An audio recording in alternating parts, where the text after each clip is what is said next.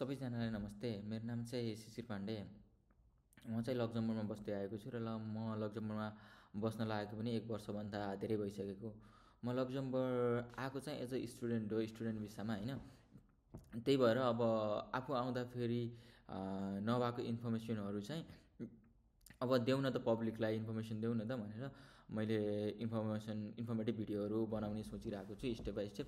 अब कस्तो इन्फर्मेसन भन्दाखेरि जस्तै अब एडमिसनहरूको भयो, एडमिसन प्रोसेस कसरी गर्ने, के चाहिन्छ एडमिसन गर्दाखेरि नेपालबाट डकुमेन्टहरू होइन।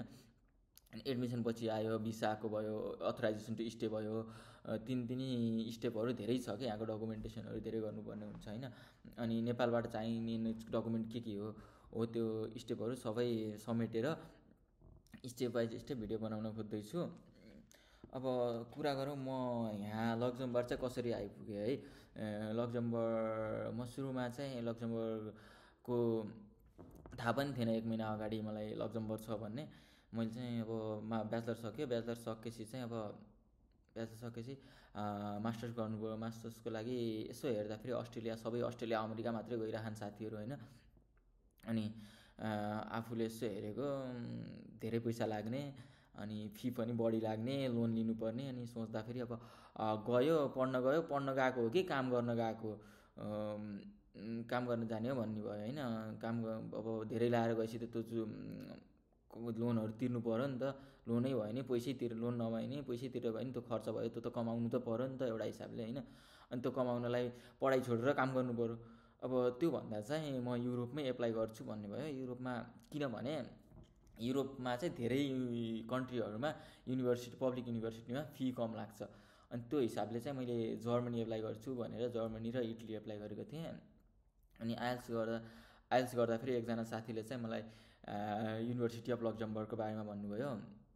युनिभर्सिटी अफ लक्जमबर्गमा चाहिँ छ नि त, लक्जमबर्ग छ, हर्ट अफ द युरोपमा छ, फाइनेन्सको लागि एकदम राम्रो छ, फाइनेन्सियल कन्डिसन पनि राम्रो छ, ट्रान्सपोर्टेसन फ्री छ भन्नुभयो साथीले होइन। अनि साथीले भनिसकेपछि मैले नि यसो रिसर्च गरेँ, हेरेको सही रहेछ होइन। अनि त्यसैमाथि एउटा प्लस पोइन्ट चाहिँ master in cyber security and cyber defence भनेर बल्ल स्टार्ट हुन लागेको रहेछ कि हामी फर्स्ट ब्याच भएर होइन, फर्स्ट कोहर्ट भएर। अनि फर्स्ट ब्याच भइसक्यो, झन् बेनिफिट हुन सक्यो होइन। त्यो भएर चाहिँ मैले हुन्छ एप्लाई गर्छु भनेर मैले master in cyber security and साइबर डिफेन्समा एप्लाई गरेँ, जुन चाहिँ म आफू फर्स्ट ब्याच यो कोर्सको है। योभन्दा पहिला यो कोर्स थिएन यहाँ।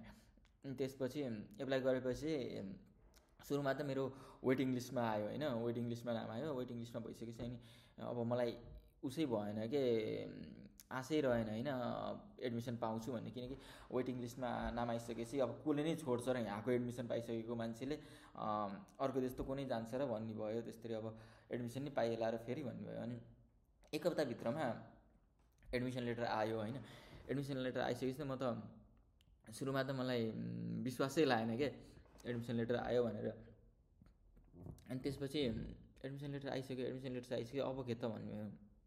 एडमिसन लेटरमै लेखेको थियो अलिकति कुराहरू, यो गर्नुपर्छ भनेर होइन, लेटरमै लेखेको हुन्छ हुन त। अनि त्यसपछि त्यही एडमिसन लेटरमा लेखेको वेबसाइटहरूमा गएको इन्फर्मेसनहरू धेरै थियो कि, अनि नबुझिने होइन। अनि यसो खोजेँ युट्युबमा कोही स्टुडेन्ट छ कि भनेर होइन, यहाँ पहिल्यै आइसकेको स्टुडेन्टहरू छ कि भनेर खोजेको। कोही स्टुडेन्ट आउनु भएको रहेछ, पछि आएर थाहा भयो होइन। अनि पहिला कोही पनि युट्युबमा कन्टेन्टै थिएन स्टुडेन्टले बनाएको। अनि एज अ नेपाली है, फेरि स्टुडेन्टले बनाएको कन्टेन्टहरू त थियो तर बाहिरी कन्ट्रीहरूको कन्टेन्ट थियो। अनि एज अ नेपाली कसैले बनाउनु भएको रहेछ स्टुडेन्टमा है। अरू भिडियोहरू त थियो तर स्टुडेन्टले चाहिँ के गर्न पर्ने हो, कसरी आउनुपर्ने हो, त्यो कन्टेन्ट थिएन होइन।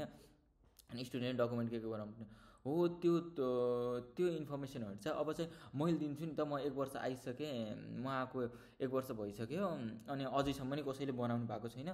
अब मैले भिडियो बनाएँ भने त अरूहरू मभन्दा अब पछि आउनेहरूलाई सजिलो हुन्छ नि त।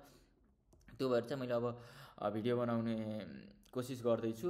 म स्टेप वाइज भिडियो बनाउने छु। जस्तै एडमिसनको भिडियो हुन्छ, अनि यहाँ काम गर्न आउनुभएको, पिएचडी आउनुभएको, पोस्टडक आउनुभएकोहरूको के कस्तो छ, कसो छ भनेर त्यो हिसाबको भिडियोहरू। अनि भिसालाई के गर्नुपर्छ, के डकुमेन्ट चाहिन्छ, नेपालबाट कसरी एप्लाई गर्ने हो, त्यो भिडियो चाहिँ स्टेप बाई स्टेप बनाउने छु मैले।